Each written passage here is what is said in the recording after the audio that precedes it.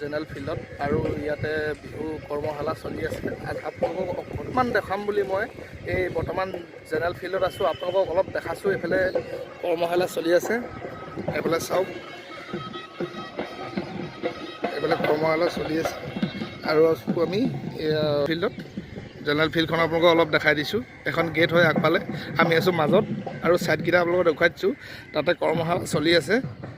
আপোনালোকক মানে ইয়াকে অলপ দেখুৱাম বুলি মানে ইয়ালৈ আহিছিলোঁ। আৰু মানে ইয়াতে প্ৰায় 100মান ঢোল বজাই আছে। কি কৰা নাই, 100 হ'ব বাৰু, বেছি হ'ব পাৰে। ইমান ধুনীয়া লাগিছে চাওকচোন।